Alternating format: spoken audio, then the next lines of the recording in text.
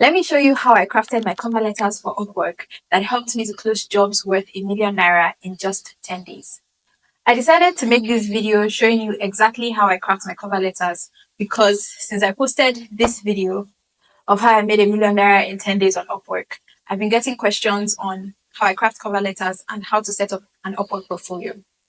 So here's the tea. Before we get into the video, hey, I'm Vicky Johnson, a brand and web designer working a full-time remote job and freelancing on the side. Join me as I document my journey making a living on the internet with the hope that it can help someone, somewhere, who's looking to do the same. And if that's you, then be sure to subscribe and turn on post notifications so you never miss an update from me. Alright, let's get into the video. So writing a cover letter for a proposal is not that difficult. There are two things that I considered when writing my cover letters: speed and quality. The reason I considered speed was because I was only applying to lower paying, quick fix jobs, like I said in my previous video. Because I was new to Upwork, and instead of competing with freelancers who have track records on the platform, I decided to slowly build my way up. So I assumed that a client who is looking for a quick fix job wants to hire quickly and will not spend so much time going through every proposal submitted. They'll probably hire the first good freelancer they come across. So I always aim to be among the first few freelancers to submit a proposal. Think about it. If the client is hiring for a $5,000 job, they are spending $5,000. So they'll probably take their time to go through every proposal. And they'll also probably leave the job open for like a month so that they can get the best possible freelancer for that job. But if the client is hiring for a $50 or a $100 job, they're not going to spend that much time going through proposals. So I wanted to be the freelancer with that first good proposal. And that's why speed was important. So I didn't write each cover letter from scratch. Who has time for that? Have you ever refreshed an Upwork job to see the way proposals pour in? Like 1 minute you're looking at 5 to 10 proposals, the next minute 50. It's wild, honestly. So I didn't have time to be brainstorming English each time I wanted to write a proposal. So for that reason, I had a template. I crafted 2 cover letter templates, one for brand design and one for web design because I was offering 2 services. Now it also wouldn't make any sense if I just took those templates and submitted them to each and every job that I was applying to without reviewing them or anything. The same cover letter for every job, nothing changed. That would be a lot of low quality proposals and I probably wouldn't even get any job that way. It would just be spamming. So quality was very important. And for each job that I applied to, whichever template I was using, I would tailor the template to the job. And that took about 5 minutes to tailor a cover letter to a job each time. So I was able to submit quality proposals very quickly by using templates and then tailoring those templates to each job. So here's one thing that I learned while doing my research on how to write Upwork cover letters. Before clicking on your proposal, the client only gets to see the first 2 lines of your cover letter. So those first 2 lines of your cover letter should be enticing enough to get the clients to open and read your cover letter because they get lots of proposals on each job that they post. So why should they open yours? I feel like most clients don't even open like half of the proposals they get. They just scan through and the first one that they see that they look good, they open it. If it works for them, they hire that freelancer. And if not, then they continue scanning through. So it's very easy for a client to breeze over your proposal without opening it if they don't see like a reason to open it in those first 2 lines. So for me, I took advantage of my introduction. So instead of using my 2 lines to say, hi, my name is Vicky, nobody cares about your name because it's literally the first thing they see in your proposal. Like Upwork puts it up there. Your name is written front and center bold. So there's no need for you to repeat it again in the very first paragraph of your cover letter. So instead of saying my name, I would say something that will get the client to open my proposal. For example, if in the job description, the client said they need someone who can get this done within 2 days, in my first 2 lines, I would say, hi, Monica, I can get this done within 24 hours.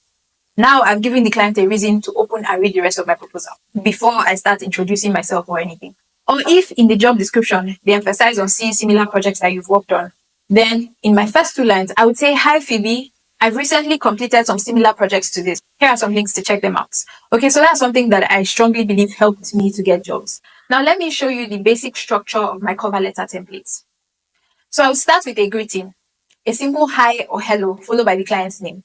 And then I'll go on to write what I would like to call the hook, which is the first 2 lines of my cover letter. And that's usually something that I get from the job description, like I explained a moment ago. And then after that, I'll go on to the introduction. I'll introduce myself and state my design experience, or sometimes my experience doing a similar job. Then after that is the portfolio showcase. This is where I'll highlight 2 or 3 projects that I've done in the past and include links to them so that the clients can check them out on my external portfolio. And of course, These projects have to be relevant to the job that I am sending a proposal for. Next is the timeline and deliverables. This is where I state how long it's going to take me to do the job and what the client should expect from me for this job. And then finally, the closing line. I like to close with enthusiasm and to sound hopeful and excited to work with the client. And then for the salutation, I simply just say thank you and then my name, Victory Johnson. So I'm going to put up the 2 cover letter templates that I use for my brand and web design. And you can just pause the video and read through them so that you can see how they follow this structure. You can use these to come up with your own templates, and you can even improve on them and make them better. If you're going to use these templates, then customize them and make them yours. Some other important tips that I found when doing my research. Very important. Tip number 1 is to always use the client's name if you can. And you can find this in past reviews they've gotten from freelancers. If you check, most of the time you'll find the name. But if you can't find their name, then it's fine. You can just say hello. There's just something about addressing someone by their name. It sounds more personal. And please don't start your cover letters with Dear Sir or Dear Ma. You get why. I know I'm not a guru, but take this one from me.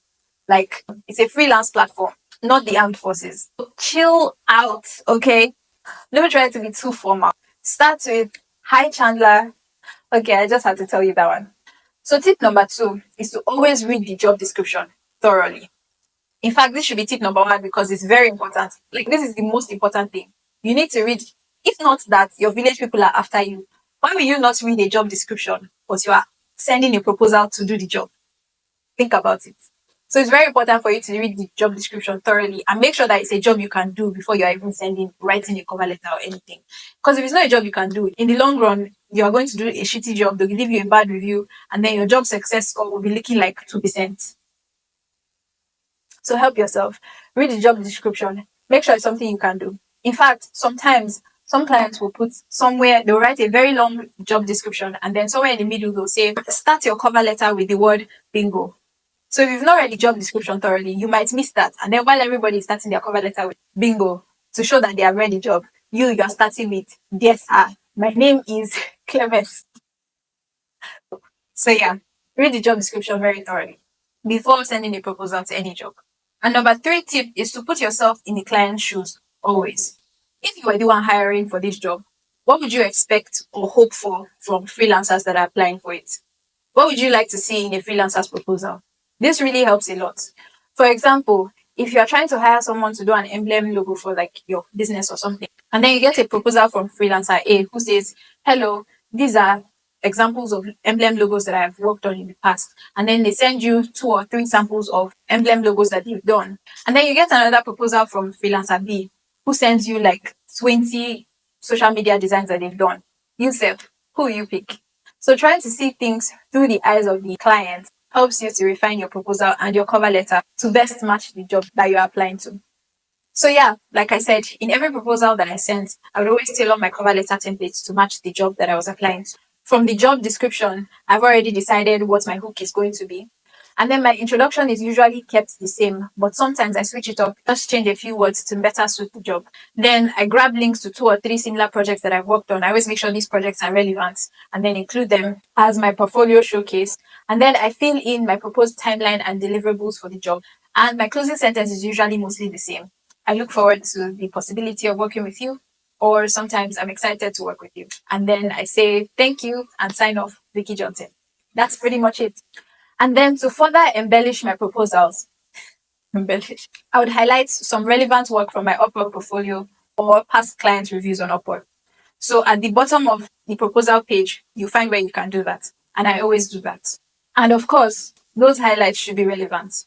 Before I started getting any jobs on Upwork, I used to use portfolio highlights. And then once I started getting a few reviews from clients, I would mostly use past client reviews in that highlight section. If you're wondering how I set up my Upwork portfolio, I've made a video about it and I'll link it up here so that you can check it out.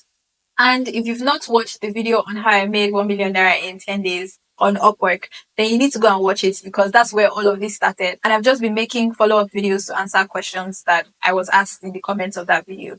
As usual, let me know if this was helpful in the comments. And if you have any questions, I'll be happy to answer if I can. And don't forget to like this video, subscribe if you haven't yet, turn on post notifications so you never miss an update from me. So here's an update. I have not sent any proposals on Upwork since after I made that first video because I'm trying to figure out a sustainable way of doing Upwork and working remotely because I work a remote job from Mondays to Fridays.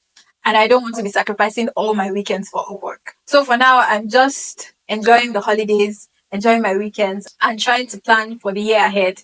But Upwork is definitely in my plan for next year. I just need to find a way, figure out a way to strike a balance. So the only difference is that this time around, I'm going to be taking on higher paying projects and maybe offering consultations to clients rather than doing the work for the clients myself. And then on a few weekends, I'll definitely get hands on some projects. But yeah, I'm no longer taking low paying jobs because the reason I took them in the first place was to build my profile to a point where clients could trust me. And now that I've done that, I can now go for higher paying jobs and also with less frequency. Like I don't have to do this thing every weekend because I want to enjoy my weekend. I want to sleep. But of course, I'm going to let you guys know how that goes on this channel because I'm telling you everything.